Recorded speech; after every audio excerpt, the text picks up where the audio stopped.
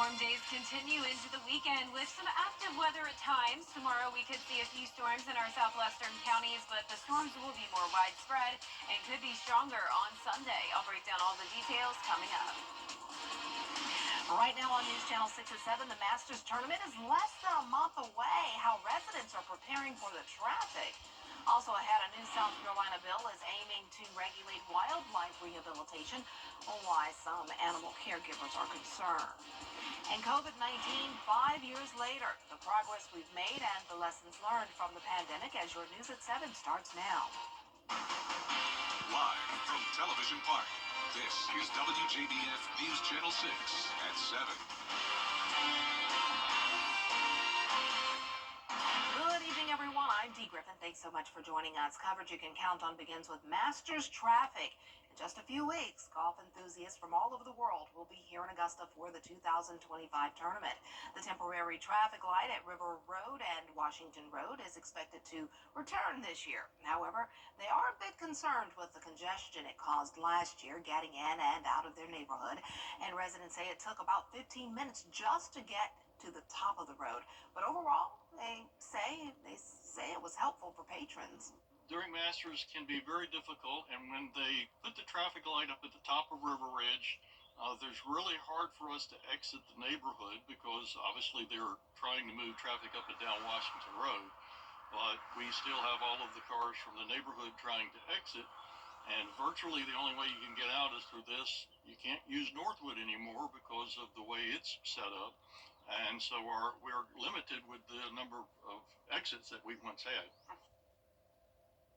Next week, city leaders and the Traffic Engineering Division will meet to discuss the overall Masters traffic plan, including the light at River Ridge. Well, today, the Girl Scouts of America is celebrating its 113th birthday. Camps across the country are preparing for an influx of girls, except for one local one. Kim Vickers reports. Well, the Girl Scouts are wrapping up cookie season and preparing to head to camp, but with tens of thousands of dollars worth of work still to do on Camp Tanglewood, it's not likely it's going to be ready in time for summer camp. Oh yeah, 113 years of legacy, and that is amazing. The organization had humble beginnings, starting in Savannah with 18 girls on March 12, 1912. All the volunteers and all the staff worked really hard to give the girls such a positive pathway and to entrepreneurship and self-motivation and just willingness to be that empowered young lady. Camp Tanglewood in Martinez has been a fixture for more than 80 years.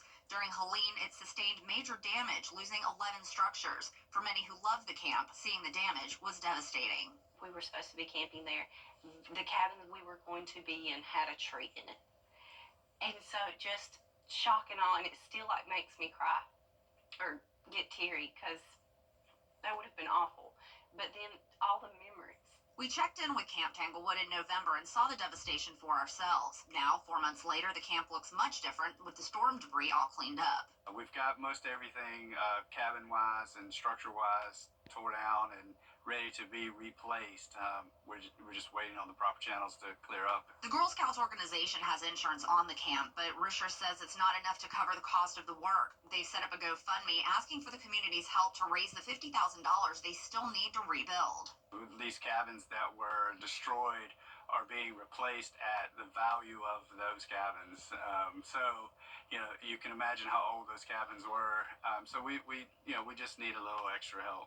While they won't be open in time for summer camp, the organization is hoping to be ready for one of its big annual events in September. It gives you hope. Everything's going to be okay. It's all going to work out. We're going to rebuild. We'll make new memories. Everything's going to be fine. Well, if you're interested in volunteering or would like to make a donation to help towards the cleanup efforts here at Camp Tanglewood, you can find a link to the camp's website and their GoFundMe over at WJBF.com. In Martinez, Kim Vickers, WJBF News Channel 6. Oh, I had great memories growing up going to Camp Tanglewood. Well, the Girl Scouts of America will be gifting baby girls born today with a year of membership once they turn 5. Locally, it will be given to baby girls who are born at Doctors Hospital. And so that's really great. Well, time now for a first check of our weather with Chief Meteorologist Jenna Petracci, and a lovely day and a lovely sunset. Yep. It's always the best when we finally have the sunset or the sun out at the 7 o'clock hour. So Yes, I'm so happy about the later sunsets. And right now you can see that sun getting ready to set over at Augusta Regional Airport. The winds are blowing. We have plenty of sunshine and warm temperatures today. Right now you can see the temperatures are around 4 to 6 degrees warmer than this time yesterday. And tomorrow will be around 4 to 6 degrees cooler than yesterday. And that's because we'll see more clouds tomorrow. But in the meantime, enjoy the sunshine. Temperatures are around 75 to 77 degrees. Augusta at 76, 75 in Saluda, Waynesboro at 75, 76 in Sparta, and 75 in Wrightsville. Relative humidity is very low today, around 25%. We have dry air in place with winds coming out of the southwest. It has been pretty breezy today, currently up to 13 miles per hour in Augusta, 9 in Waynesboro, 8 in Aiken, occasional gusts up to around 15. We have high pressure still in control for us, but out towards the west, we have a powerful cold front coming through. This is bringing severe storms now just in between Dallas and Austin, Texas. But for us, the rest of this evening staying clear, and temperatures will fall into the upper 60s once the sun goes down, upper 50s by 10 o'clock tonight. Looking ahead, you can see there will be a 30% chance of storms from that system approaching us tomorrow. That'll primarily impact our southwestern counties, but the rain will be more widespread by Sunday. In the meantime, though, Friday and Saturday mostly dry, windy conditions on Saturday, though, ahead of that system as temperatures climb all the way up to 82 degrees. I'll have your full Viper 6 forecast coming up shortly, but back to you, Dave. All right, thanks so much. Several fire companies responded to a house fire in Jackson, South Carolina this afternoon. The house burned down, but there were no injuries as emergency services arrived quickly to the scene. About 5 acres was also burned during the fire. An arrest has been made in an officer-involved shooting. Aiken County Sheriff's Office arrested Darius Porter and charged him with aggravated breach of peace this afternoon. The incident took place on Hanoverian Run. There were no injuries to the suspect nor the deputies involved. A South Carolina bill that's been discussed for almost 20 years is back in Senate committee meetings. The bill would create a penalty for adults smoking in a vehicle with children. It has been amended to include any product that includes nicotine or tobacco. Supporters say it would protect children, but advocates say the focus should be on tobacco use protection and prevention. We really want to address the issue of tobacco and the toll of tobacco on our state is to look at what we can do that has proven results. There are many parents who are doing this, but if there are any children whose quality of life and their health is permanently impacted by this, then I think we have an obligation to try to protect our children. The bill will go to the full committee next week. South Carolina lawmakers are looking at changes to how wild animals are regulated. Aiken Bureau Chief Sean Cabbage explains what's in the bill and reaction from local rehabbers. I don't think they fully understand what it is we do as rehabbers. At the Possum Spout Sanctuary, Beth Sparks and her husband Bert cares for the injured and disabled possums. Many are blind, have broken bones, or were hurt in human encounters. They all have different stories. House Bill 4100 will require licenses for rehabbers and tighten rules on owning or breeding certain animals.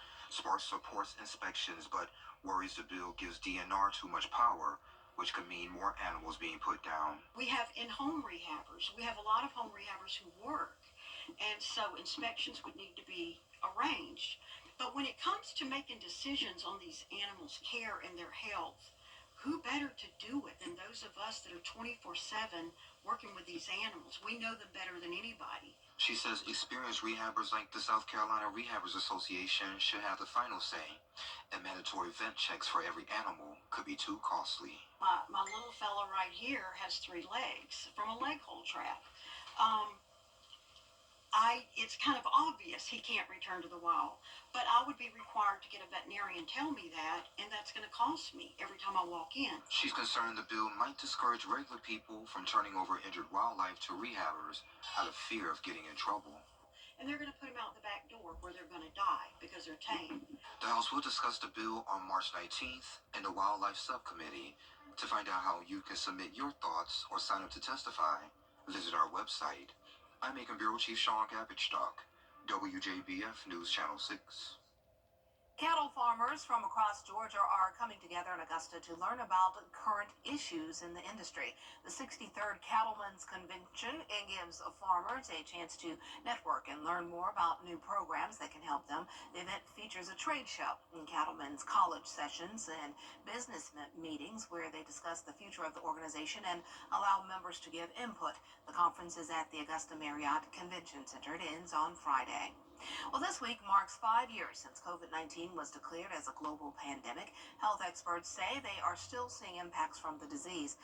According to recent data from the CDC, more than 1.2 million Americans have died from COVID-19 since the pandemic started. But the World Health Organization says almost 4,000 Americans have been hospitalized due to the disease just in the last month.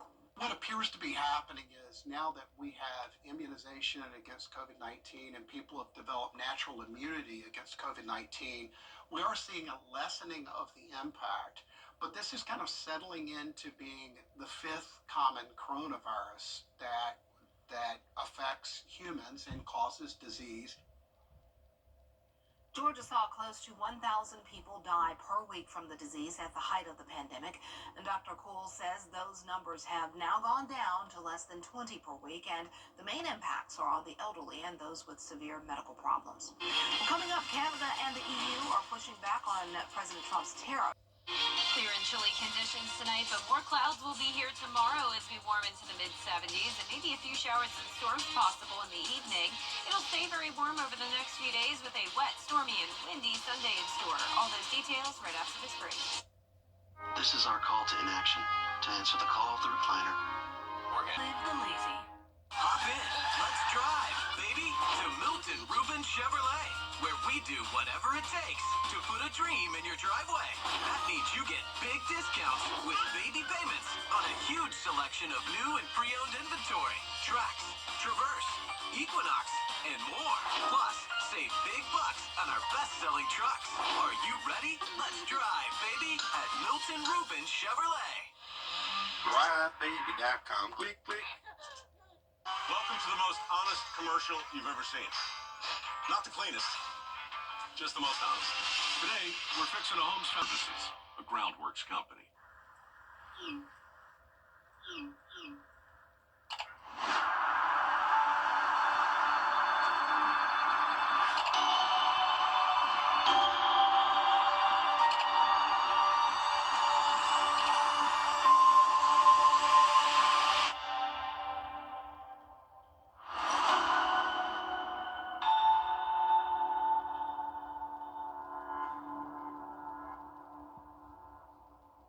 This is our call to inaction. Now, your most accurate forecast with WJBF Live Viper 6. Welcome back. Here's a look at our Terry Lambert Hyundai Skyview Cam over in Aiken. We have a beautiful sunset this evening, and it was a nice and warm day. And speaking of Aiken, I went over there this afternoon to Horse Creek Academy. I visited the 4K and 5K students and had a fantastic time. This was actually my second year in a row going, and it was very special this time because I had a special guest with me, and that is Avery, our brand new meteorologist.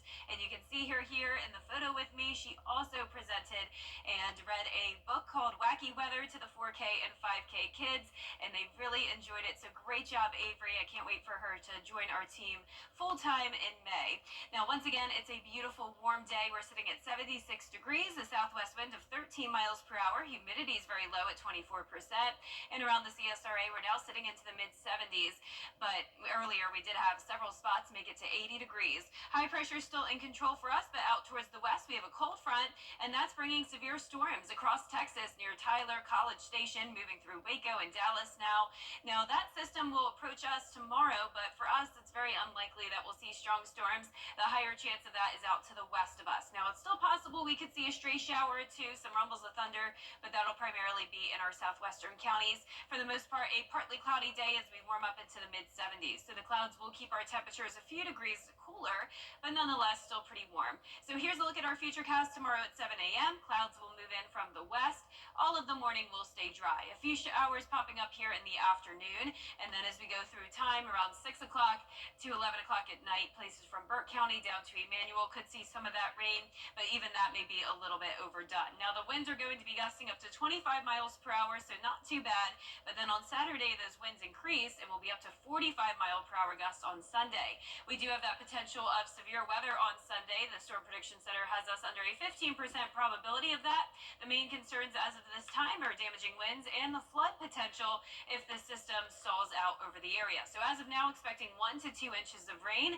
If it is a slower moving system, we could be talking totals over 2 inches.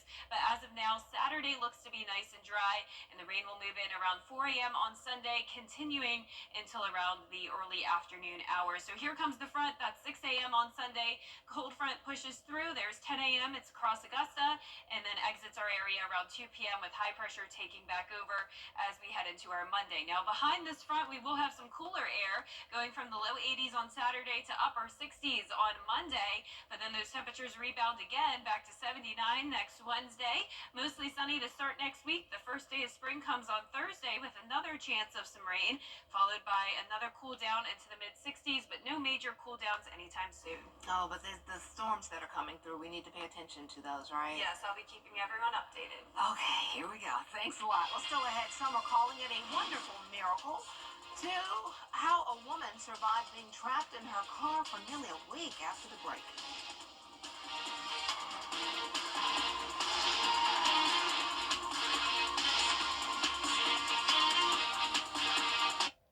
Coleman Services cares about our community, and our #1 priority this winter is keeping the heat on and the hot water flowing in your home or business. It's in our name. Coleman services the CSRA, whether you're in Thompson, Harlan, Evans, Augusta, North Augusta, or beyond. Call us anytime, day or night, 24/7, 365. At Coleman Services, you are our #1 customer. Call Coleman Services, your plumbing, heating, and AC pros. At Universal Plumbing. In a world of talk, he listens. The Needs Report, a place for honest conversation, getting the answers that impact your life, one question at a time. The Needs Report, Mondays at 12:30 on News Channel 6. Get clear, accurate stories that don't waste your time at WJBF.com. The WJBF Live Viper 6 Skyview Network is sponsored by Terry Lambert Hyundai. Low prices, big selection, and committed to quality customer service. An Indiana father is calling it a wonderful miracle. A car accident left his adult daughter trapped on the side of a road. She managed to survive nearly a week without food, thanks to some life-saving ingenuity. Here's Lionel Moise. This morning, an Indiana woman's remarkable survival story, spending 6 days trapped in her car, injured after crashing into a ditch. She was screaming out for help. She could hear cars going by, but they couldn't see her from the road. 41-year-old Brianna Castle was on the way to visit a friend when she fell asleep at the wheel.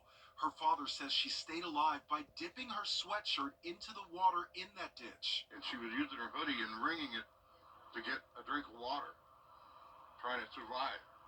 And she was in excruciating pain. 6 long days passed until a man working for a drainage company spotted her car and called his boss, who happens to be the fire chief. I noticed some dry blood on her forehead. I said, "Ma'am, how long have you been here?" And she said, "I've been here since Wednesday night." And I said, "No, it's today's Tuesday." I said, I think you're confused." She was very conscious, very alert, very aware of how severe her injuries were. Castle's ordeal comes just as AAA warns about the dangers of drowsy driving this time of year after the beginning of daylight saving time last weekend. AAA estimates 18% of all traffic fatalities can be linked to drowsy driving. Castle's crash was similar to this one, also in Indiana, just over a year ago. Matt Ream was trapped for nearly a week after his truck overturned in a creek. He survived on rainwater until he was found by a fisherman. Castle's family says she has several broken bones and may need surgery, but she is happy to be out of that car. Lionel Moise, ABC News, New York. Join the Rooms to Go Kids Anniversary. A new taking an online insult and attempting to turn it into a positive. You might have seen someone telling another person in the comment section to go touch grass. That suggests they're on social media too much and need to go do some real life activities. The new app, Touch Grass, asks users to select the top 2 apps they use the most. And then the only way to use them is to take a picture of yourself outside physically touching grass and uploading it to the app. I mean, if you want to do something fun, cool. But yeah. I love that. I thought that was so funny. Everyone's saying the whole touch grass. Yeah. It's so true. It is. My son plays video games, and when he's not doing schoolwork, of course, but sometimes on the weekends I'm like, go touch grass. And he's just like rolling his eyes, of course. And who told you the lingo? See, I touched the sand this weekend. You I spent did. tons of time outside. I got And you're a little all tanned. It's already fading, I feel like. No. But I'm going to be at the pool this Saturday, too, because the weather looks good on Saturday. Good. It's going to be warm. We're up to 82 degrees as that high. It is going to be windy, though. Gusts up to 35 miles per hour by Saturday night, then up to 45 miles per hour on Sunday, with that high chance of rain and storms coming in early. Nothing to panic about as of now. I would just try to sleep in on Sunday, just let it pass, go to a later Sunday service, things like that. We've had these storm systems come through a lot of Sundays lately, you may remember. But then St. Patrick's Day looks good. We'll be sunny, first day of spring next week. Looking forward to that. And we'll have some brief cool downs here and there, back to the 60s, but overall, a lot of warm days ahead. Well, it's good. Saturday is a great day for the Links Incorporated's Black Family Wellness Day at the Henry Brigham Center from 9 a.m. until 12 noon. So come on out. I'm going to learn some line dances. I'll be there. That's our time for tonight. Good night.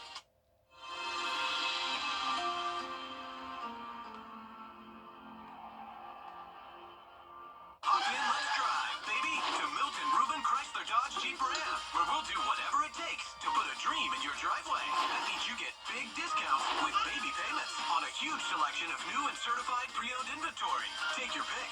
We've got sedans, sports cars, SUVs, and more. Plus, there's never been a better time to save big bucks on our best-selling trucks. Are you ready? Let's drive, baby, at Milton Ruben Chrysler Dodge Jeep Ram. DriveBaby.com. Click, click. Weinberger's Furniture and Weinberger's Interiors Market have come together. One incredible store, one massive selection. The Weinberger's Merging Sale happening now. Visit Weinberger's Furniture and see the new selection all at the main location on Riverwatch Parkway.